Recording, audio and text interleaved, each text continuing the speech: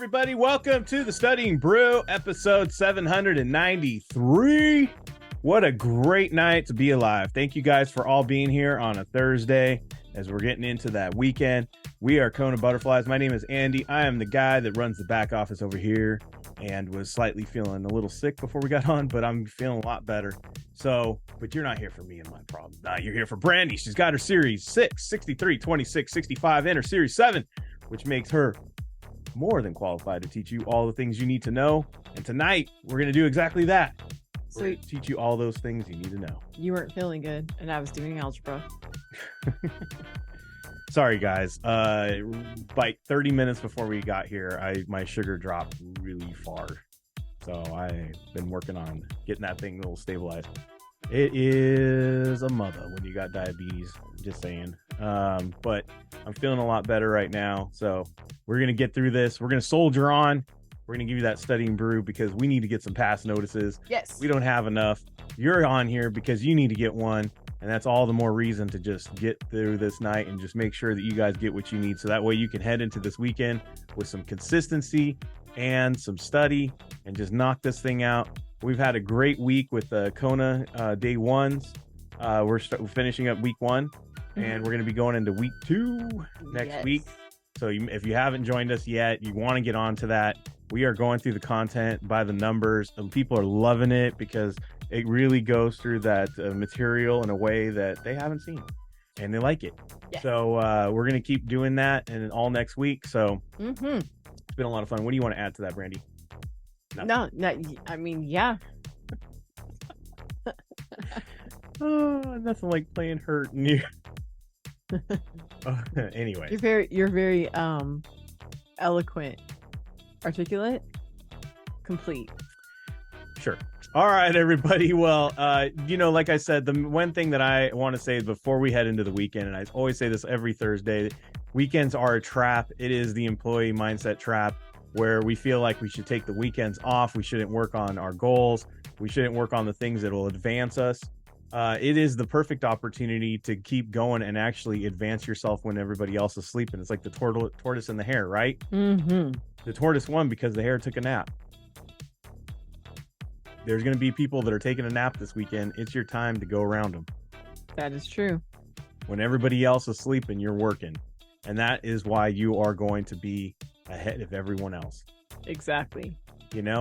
So if, like I was saying, if you want to get onto this and you want to join a community of like on Discord, you want to have some people behind you this weekend as you're studying, you want to binge watch something, stop binge watching Netflix, get onto like our program. We have thousands of hours of like archived audios, videos that you can watch and help you progress through this stuff and really get the knowledge that you need.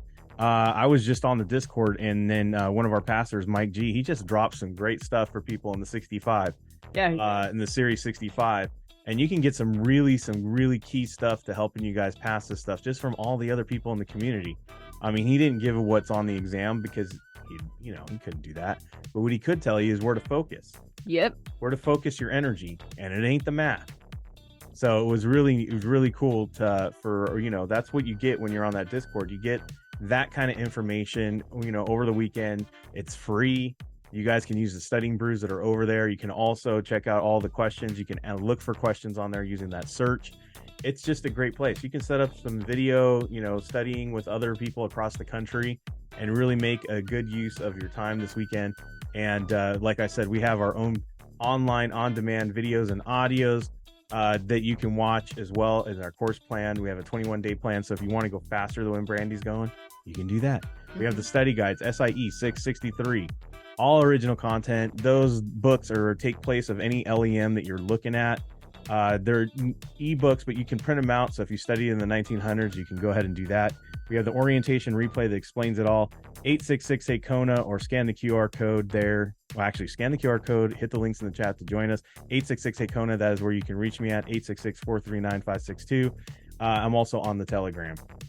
All right, we got a live session reminder for tomorrow. Series 63, continuing with that day 1 program. What are we going over tomorrow, Brandy? Do you remember? Security. No, you have broker, dealer, and agents. Oh, actually we moved so fast through the content that we actually covered that on Monday. I know. I put issuers and securities. I updated it Well, yesterday. sorry guys. We have in your I think I have that actually in the reminder. Guys, I don't remember what I have. When I planned out our live sessions, I was a little on the conservative edge. Like, I really didn't think that we were going to move through the content so incredibly fast. Shoot, I do have the right one on there. So on my reminder, it's actually the issuers and securities. So yeah, because I had to make the adjustment midweek, guys, because the information that we're doing in our live sessions is actually going really, really fast. So I was actually like almost covering double the content in the 1 hour. So that's why we moved faster than what we originally thought. There you go. So be there. You'll learn something. That's the main thing. Yeah. Get on there. You'll learn something. That's what I should just say. Be on the live. You'll learn something. 8 a.m. in Hawaii, 11 a.m. Pacific, 12 p.m. Mountain, 1 p.m. Central, 2 p.m. in the East. Our new shirts. Get on. You'll learn something. All right. Ready? Yeah. All right. It's time for the Serious Six. That's right. We're going to have 6 different questions for all these 6 different exams, the SIE, the 6, 63, 26, 65, and 7. We are going to have questions where we're going to have a little bit of content. We're going to have some techniques. We're going to mix it up. The main thing is you get something for everybody, and pay attention to how Brandy answers these things, how she breaks them down. It makes it so simple. So sometimes we approach these things way too complicated. We overlook it. We overread it. And when the answer is just staring you right in the face, just literally they are. It's A, B, C, or D. Yeah. It's not any more complicated than that. No. All right, let's go. All right, guys. So we're going to start with the doozy. We're going to start with 65. Why? I don't know. Just because sometimes I just like to mix up the order. I mean, why not? All right. So I have A, unless otherwise stated. So one of the things I'm going to do real quick, guys, is show you exactly how I saw this question. These answers. Unless otherwise stated, the client must agree. Well, I have that agree, and the client must agree. Now, on the surface, guys, A is the only one different, right? But if you go a little bit deeper, we talk about must maintain compliance. So I like C and D better because that's actually very testable words, right? Must maintain compliance. Testable? I don't know. It's my word, right? And then the only difference between C and D becomes this one statement right here, and the arrangement must be renewed annually. I'm going to say this. I don't remember anything that says must be renewed annually, other than like our registrations. I really like the word testable. Yes, thank you. Other than our registrations, I don't remember that. So if I go with these two are opposite, I don't like that one. I think the answer is D. Let's read the question. Okay. The question says, which of the following statements is true regarding investment advisor discretion over a client's account? Okay. So that's the one where the advisor gets to do the trades, and then the customer gets their statement later and go, oh, that's what I own now. Basically. Got it. All right. So we think that the answer is D, and we were right. Made it super easy. Yep. Made it super easy. Yeah. And guys, the other words in there: must maintain compliance, minimum capital, record keeping requirements. Nothing about being renewed annually. Right. All right. So the transaction involves trade shredding and is a violation. The transaction involves a wash sale and is a violation. This transaction involves free riding and is a violation, or this transaction is permissible. So obviously this one is different. And trade shredding, wash sales, and free riding all paint a picture, right? Trade shredding, I think of cheese, right? When we shred a large block of cheese into little pieces, right? Right. A wash sale is when we sell at a loss and then we rebuy within 30 days, right? And then a free riding is basically I sell something I don't own. Sell something I don't own, right? And then obviously D is okay. Okay. Right. So let's go to the question. The question lots of words, but we're going to just skim it, right? I just go to the question, which of the following are true? Right. But we don't know. Oh, you don't know? Yeah. So I'm going to scan this paragraph and I'm looking for large block into smaller pieces, sell at a loss, rebuy, or I'm looking at don't own, sell something I don't own, right? Right. Holds 10,000 fully paid and has settled ABC stock in a cash account, does not hold any additional securities. The investor sells the ABC stock on Monday, and on Friday, the investor buys XYZ. Isn't that kind of just normal? Yeah. I sold ABC that I fully paid for. Right. And then and that was on Monday. And then 5 days later, I'm buying different stock. Yeah. There's nothing wrong with that. That is literally how you trade. Yeah. It's the different one. It's the answer. Exactly. I would have gone with D. Exactly. All right. Why confuse yourself? Exactly. A sale that occurs in the secondary market. A mutual fund sells a security out of its portfolio. A transaction where a broker-dealer makes a commission. That's a deep cut. I just want to say, guys, that's a deep cut. This is like definitely a question that you like have to know that this is the real estate thing. So that way you are connecting to investors. I'm like, wow, if this is not an example of like application of the keywords, right? Good point. D is the only one with a number. And that does have a number, and it's an investor buys a mutual fund share. So, and so not only is this the only one with a number, but check this out. Mutual fund. So it's also the opposite. So one might say that we're going to take it similar. I always just called it opposite, but it's similar because they both mention mutual funds.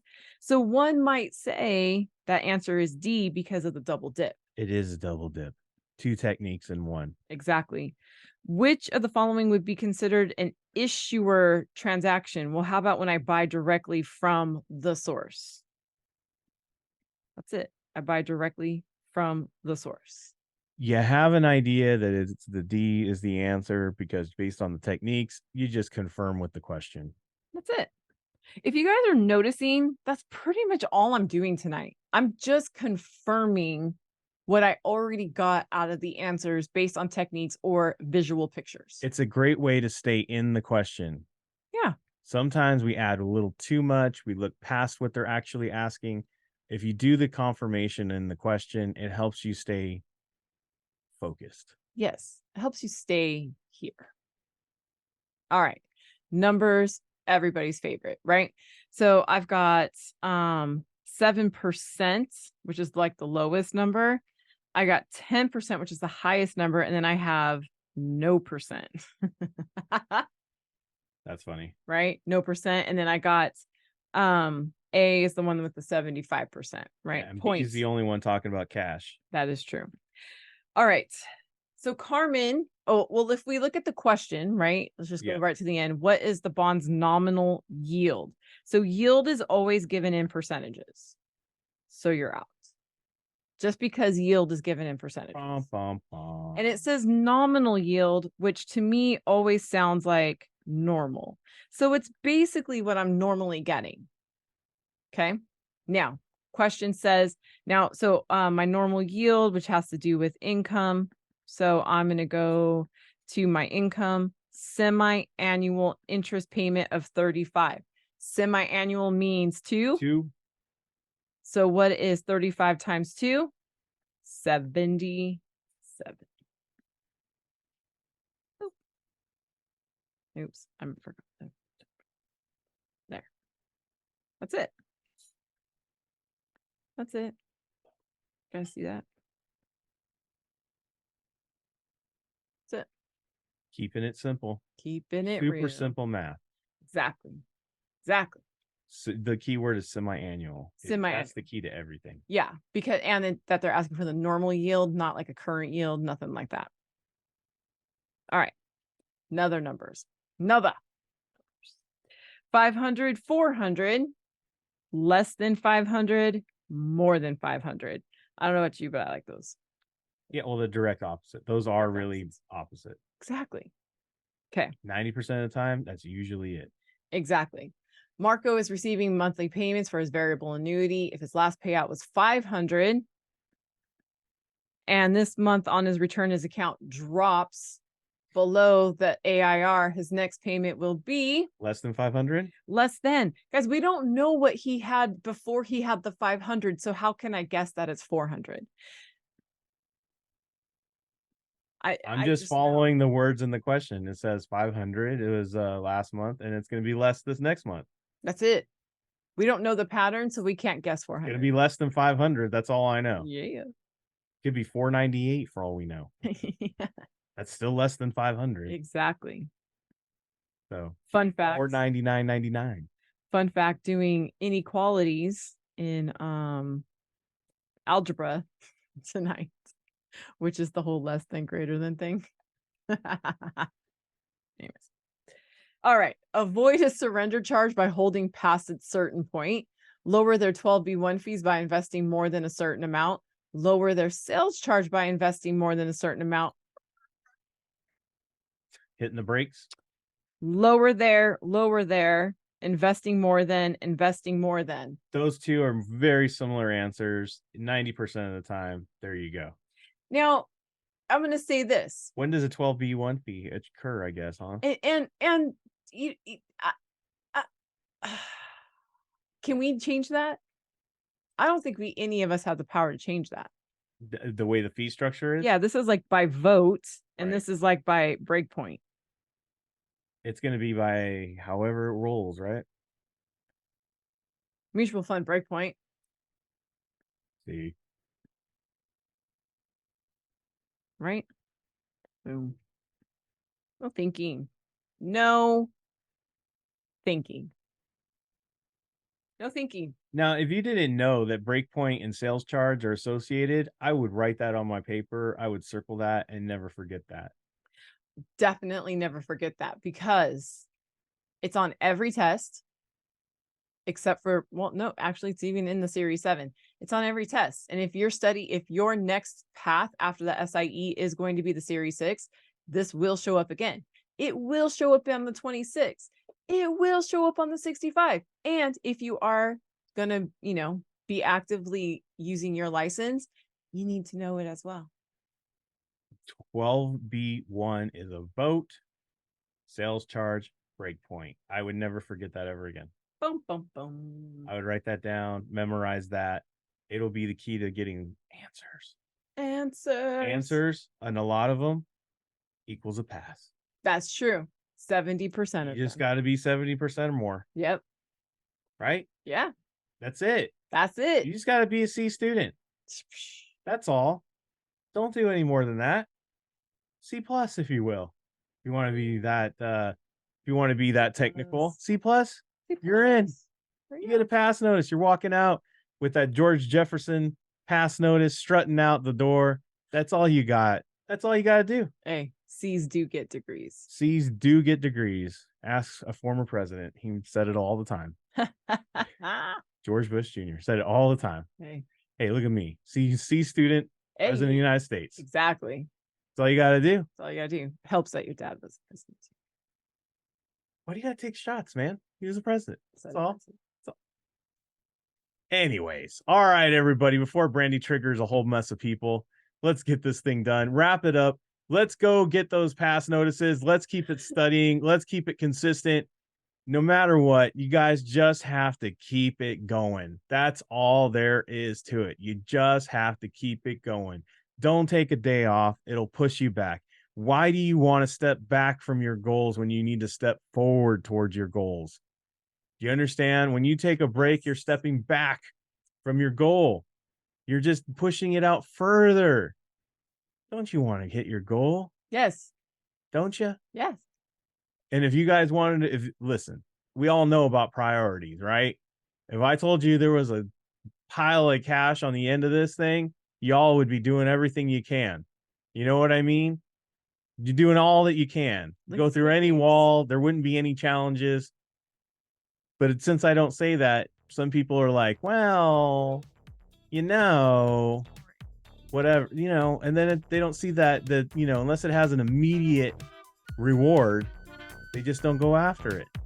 True. We're working on long-term effects, long-term goals, have long-term commitments, and they have commitments that you have to be willing to sacrifice for. And then they just pay the best over a long period of time. Don't be tricked by, ring pops and Jack, Cracker Jack boxes right now, right? Know what I mean? It's not the immediate reward. It is the long term, right? It's the long-term reward. So keep that in mind as you're going after. We're going to have a live session tomorrow. We are going to be with our members on Sunday. Yes. We'll be back for the Studying Brew on Monday. Yes. Until then, everybody, stay safe out there. Wash your hands. Don't touch your face. Don't touch your friend's face. That's all I know. Get that positive mental attitude. PMA. Everybody have a great night. Guys, thank you so much for being on. We super appreciate you. Don't forget to take your quizzes tonight and through the weekend. We will see you guys next time. Have a great one.